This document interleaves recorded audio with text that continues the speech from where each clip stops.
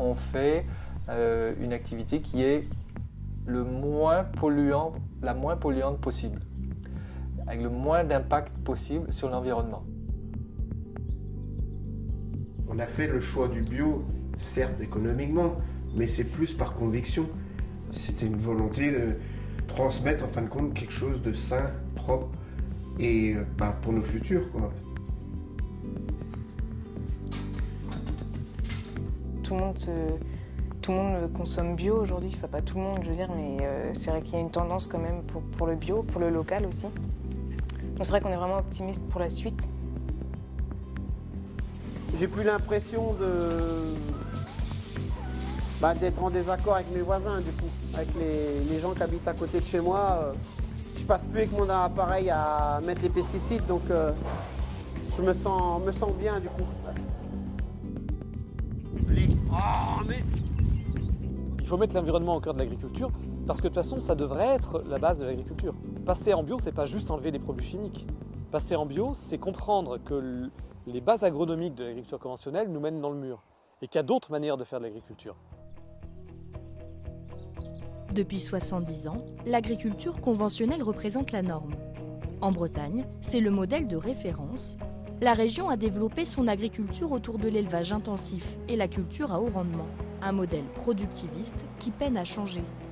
Pourtant, l'agriculture biologique gagne du terrain et s'impose comme une alternative sérieuse.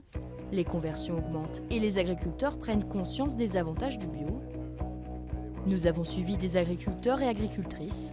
3 parcours différents mais un point commun, leur engagement vers une agriculture plus durable.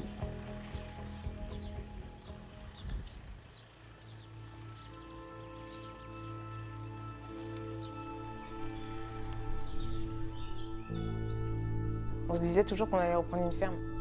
Je pensais que ça aurait été en fait la ferme de mon père en fait. C'est vrai que là c'est une opportunité malheureusement qui s'est présentée. On a décidé de se lancer en fait. Quand on a repris l'exploitation en fait, c'est une situation un peu... Ça a été un peu compliqué, ouais. En fait c'est suite au décès de mon parrain, donc le frère de ma mère. Donc il a mis fin à ses jours en mars 2017. Donc après c'est vrai on a repris son exploitation donc au 1er mai 2018 et donc après on s'est dit directement qu'on allait passer en bio tout de suite. Dans un an, l'exploitation de Lauriane et Clément sera enfin labellisée. Mais déjà, ils doivent suivre le cahier des charges européen de l'agriculture biologique, c'est-à-dire aucun produit de synthèse dans les champs et des vaches nourries exclusivement avec des produits naturels. Allez, on y va. Hop, allez les filles.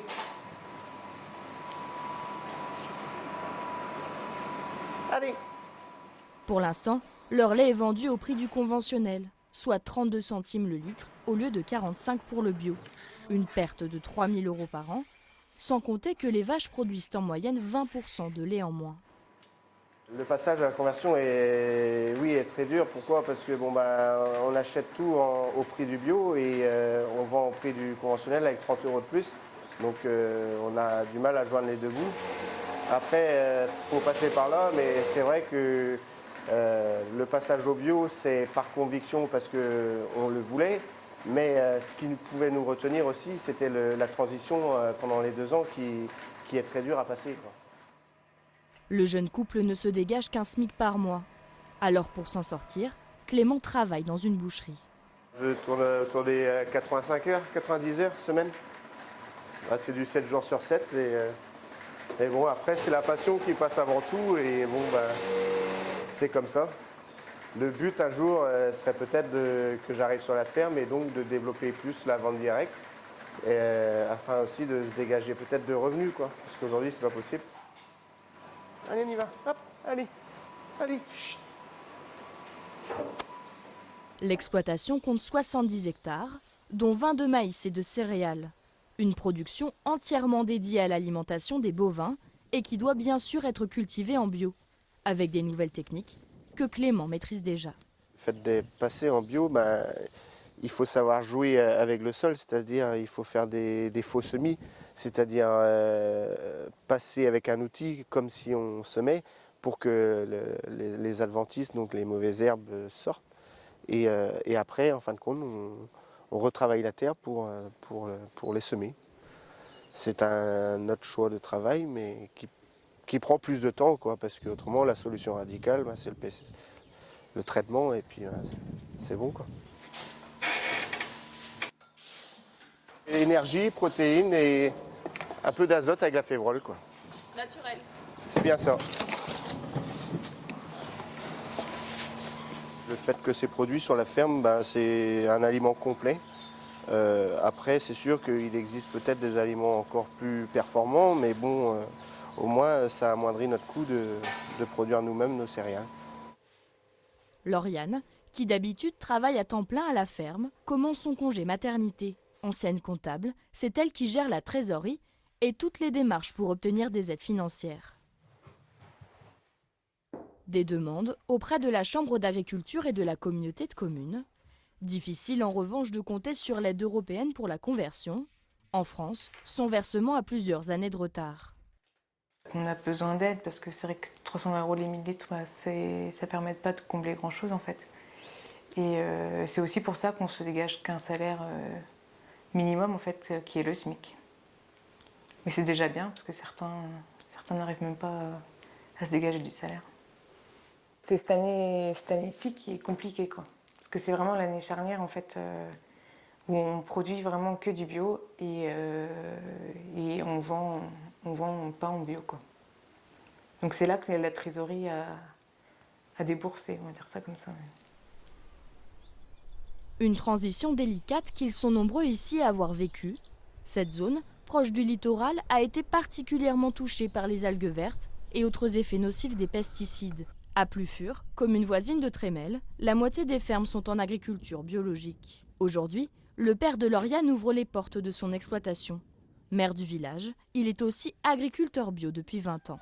Le fait de faucher avant le pâturage des vaches permet d'améliorer l'ingestion sur cette période-là. Depuis sa conversion, il cherche à fédérer les agriculteurs autour de ce mode de production.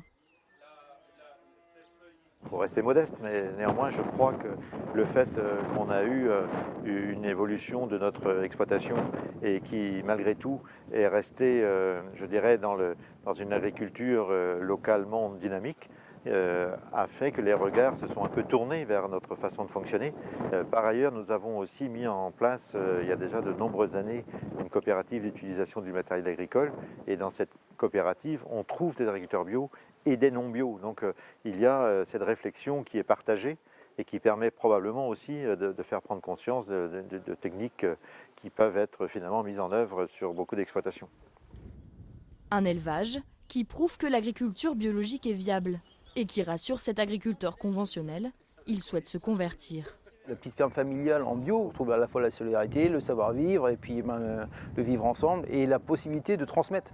Parce que les grosses entreprises agricoles qu'on a aujourd'hui, les 150 vaches avec maïs et soja à gogo, à part enrichir la COP, quand les gars ils arrivent au bout du rouleau à 55 balais parce qu'ils sont cassés en deux, la seule opportunité c'est qu'il y a un groupe financier qui vient racheter le bordel. Parce qu'il n'y a jamais un jeune qui pourra reprendre ça. C'est trop cher. Et donc si on veut pérenniser, je dirais, le système et pouvoir espérer transmettre son exploitation, le bio est certainement la meilleure des solutions. Une prise de conscience qui touche de nombreux agriculteurs en conventionnel. En Bretagne, le nombre de fermes bio a triplé ces 10 dernières années.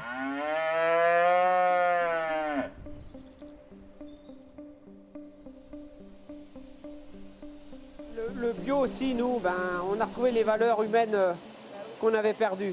Ah ouais. Vous êtes de quelle commune déjà, Corsal, c'est ça? Plus du Nord. Mais ouais. Mais c'est vrai, et c'est marrant, on voit de plus en plus de gens venir chercher le lait, je me perds. C'est bien, je trouve que les gens viennent à la ferme. Ah mais moi aussi. Si Patrice est fier de vendre son lait aux particuliers, c'est parce qu'il est bio. Cet agriculteur costarmoricain a entamé une conversion en 2016, un changement de taille après 20 ans de conventionnel. Un an après la conversion, je trouve qu'on est plus cool. Déjà, on se lève le matin, on est content de se lever. On n'a pas de regard négatif des citadins ou sur notre métier. Nous, on a une ferme tout autour du bourg. Donc il y avait un impact très grand sur nos voisins. Des fois, j'étais en train de faire un fongicide au blé, puis il y avait des jeunes en train de jouer au foot Certains me faisaient comprendre que ça puait ce que j'épandais, je le savais très bien. Sauf que moi j'avais un masque, mais je ne savais pas comment faire autrement. Les petits veaux vont boire leur petit lait.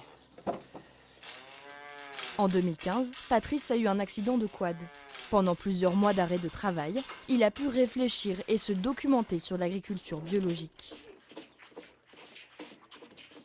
On s'est dit avec ma femme, non, on ne continue pas comme ça, surtout que j'aimais pas traiter. Je me suis rendu compte que oui, finalement, passer en bio chez nous, ce n'était pas une grosse marche à gravir.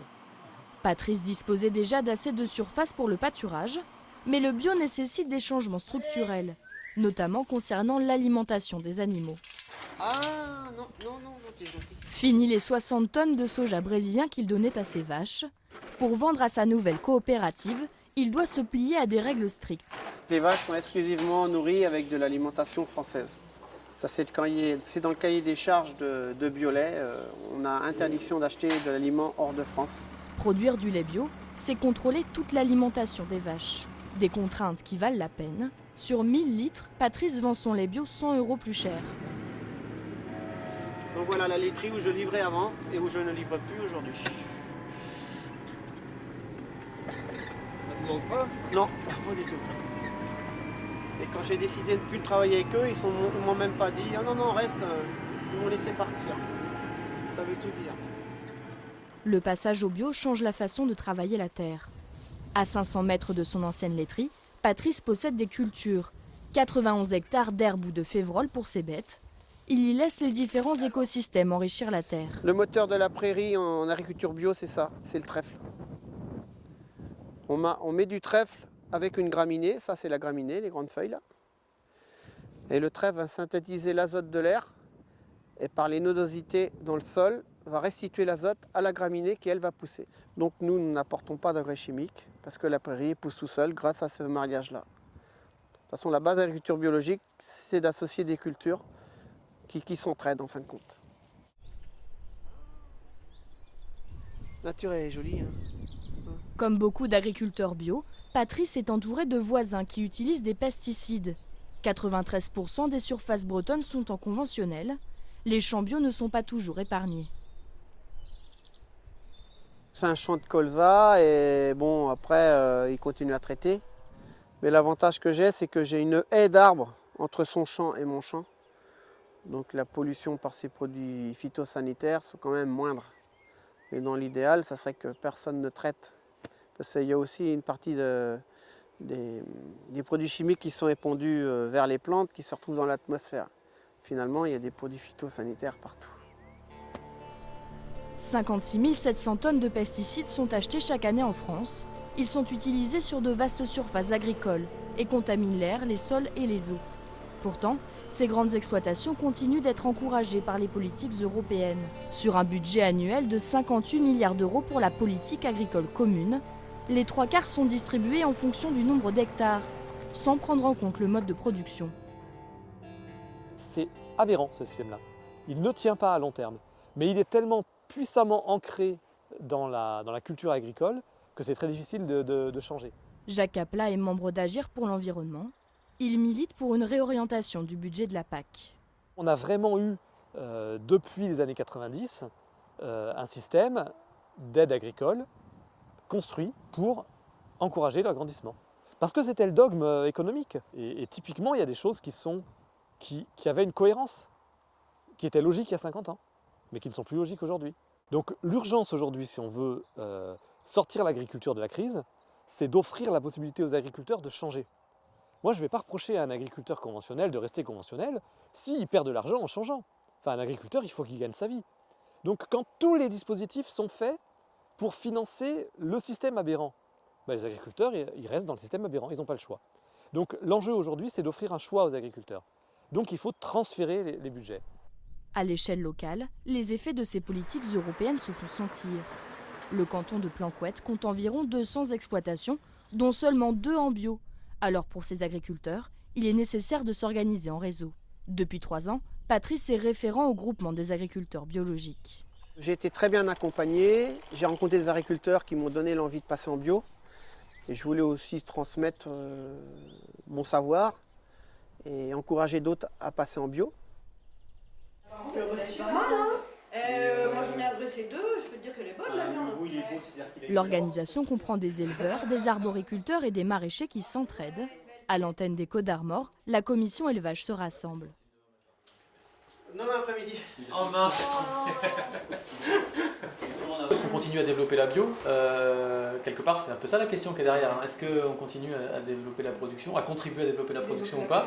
Et du coup, la consommation et du coup la production. Donc ça veut bien dire que là, on va remanquer de lait dans quelques mois, quoi. Parce que la consommation, c'est une droite. Oui, non, mais je suis d'accord avec ça. Ils abordent leurs préoccupations, des conseils techniques et les choix commerciaux. Se rassembler, c'est un moyen de sortir de son isolement. Ça permet d'avoir des remontées du terrain quand on se réunit dans une commission comme aujourd'hui. Chacun amène les problématiques qu'il a vues avec ses collègues dans son coin. On remonte ça au niveau départemental et après on peut remonter ça au niveau régional et jusqu'au niveau national, quoi, s'il y a des problématiques. Voilà. Le bio est en pleine expansion. En Bretagne, le cap des 3000 fermes certifiées a été atteint début 2019. Aujourd'hui, Patrice voit le bio comme une évidence. 1 an après sa conversion, il s'y retrouve économiquement et est plus en phase avec son métier. En général, en agriculture conventionnelle, le sol, c'est un support. Les produits phytosanitaires, fongicides, herbicides, tout ça, ça s'occupe de la plante, mais ça pollue la terre.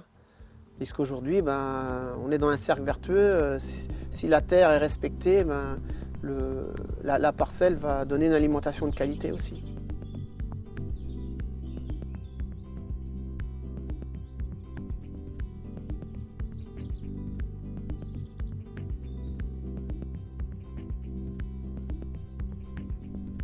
Je peux bien faire plein de gestes, hein, recycler mon verre, recycler mes papiers, manger local, etc.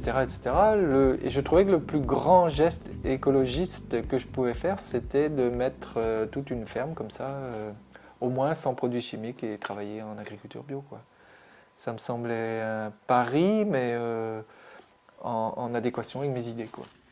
Un geste écologiste qu'ils étaient peu à faire en 1998. Marc Pogam a repris la ferme familiale pour la passer en bio, avec déjà ce souci des écosystèmes. Ce qui est intéressant avec l'agriculture biologique, c'est qu'elle respecte la biodiversité, autant autour des champs avec les haies, etc., que également au niveau du sol. Et au niveau du sol, c'est vrai que c'est là qu'est le premier maillon de la biodiversité, avec l'ensemble des insectes, des vers qui s'y trouvent, et qui font vraiment la fertilité du sol, quoi. En plus du label européen, les légumes de marque portent l'étiquette BioBraise, une coopérative dont le cahier des charges encourage une agriculture cohérente. C'est chaud, Charlotte? C'est chaud?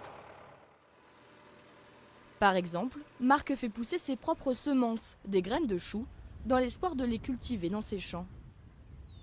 Pour cet agriculteur engagé, c'est un élément sur lequel le cahier des charges européen n'est pas assez exigeant. Il y a des lacunes ou des manques dans les textes. Et dans ces failles-là, il est possible de faire également une agriculture bio, mais hyper intensive, hyper productive. Et que le consommateur, lorsqu'il va dans un magasin bio chercher son légume bio, il n'a pas forcément en tête les subtilités liées à des règles de production. Il se trouve par exemple pour les graines, il existe donc des graines issues de biotechnologie faites par les grandes maisons semencières et qui sont vraiment très proches de l'OGM. L'exploitation de Marc est pratiquement autonome. Le système de rotation entre le maraîchage et les bovins est bien rodé. Le fait qu'il y ait des vaches sur la ferme, ça permet d'avoir des terres qui sont en herbe pour se reposer et puis d'autres terres qui sont en culture. Et voilà, pendant 4-5 ans en herbe pour les vaches et pendant 2-3 ans en culture. Ce qui fait que là, le sol s'épuise un peu. Heureusement, pour régénérer et renourrir le sol, il y a le fumier produit par les vaches en hiver. Tout le monde se nourrit du sol, les bêtes, les légumes, voilà. Un mode de production qu'il transmet à son fils Aurélien. En formation agricole, il n'y est pas vraiment sensibilisé. Les cours sont déclinés parfois sur l'agriculture biologique, mais c'est globalement sur l'agriculture intensive et conventionnelle. Et tu en penses quoi? C'est un manque d'ouverture, je pense, mais aujourd'hui, les jeunes qui se forment, ils sont plus en conventionnel, mais même si ça tend à changer.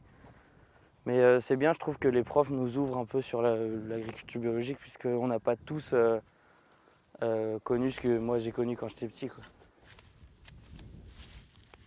C'était un gros bouleversement sur la ferme de passer en bio, évidemment. Mes parents ont toujours fait comme le prônaient en gros les chambres d'agriculture et les coopératives agricoles, hein, de cultiver selon les modes de l'agriculture avec l'aide de produits chimiques. Bon, ben voilà, des engrais, des insecticides, des fongicides, voilà, toutes sortes de cides.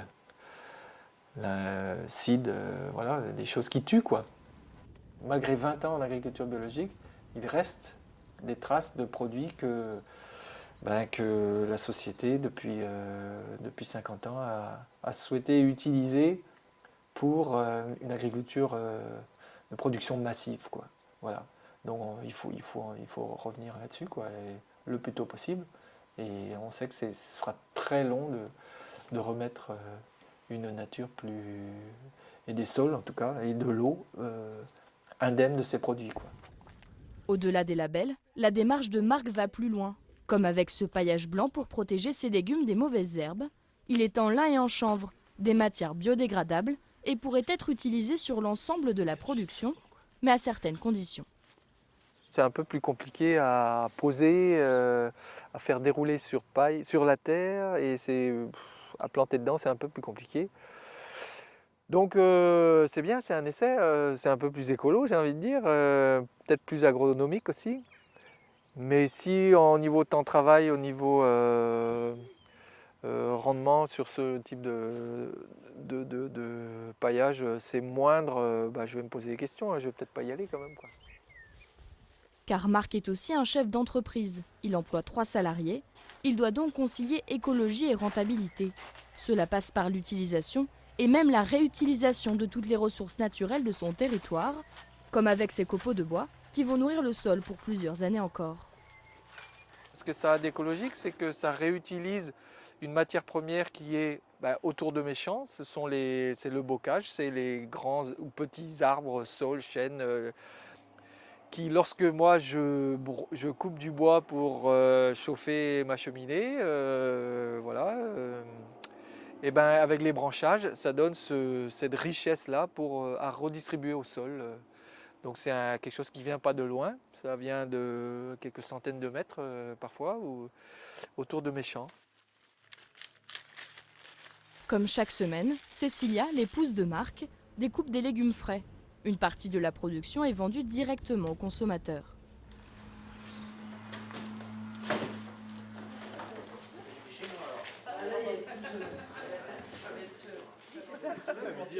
Attends, je fais les patates d'abord. Oh, ces artichauts sont superbes. Ils sont magnifiques. J'ai été très tôt sensibilisé à la qualité, à la fraîcheur de la nourriture, pour des raisons de bonne santé, tout simplement. Voilà. Et on sait très bien que c'est dans l'assiette que se trouve notre avenir. Donc, il faut privilégier cet aspect. Le marché est souvent partagé avec d'autres agriculteurs locaux. Le bio attire de plus en plus. Peut-être de quoi convaincre d'autres agriculteurs de changer de modèle. La question c'est, est-ce que l'agriculture biologique doit rester une niche ou doit entraîner dans ses valeurs et ses pratiques l'ensemble du monde agricole et l'ensemble de la production agricole? Moi, ma réponse elle est catégorique et évidemment que l'ensemble des techniques agricoles, de la production en général, doit évoluer vers quelque chose de plus vertueux, plus sain, à la fois pour l'environnement que pour les consommateurs. Évidemment.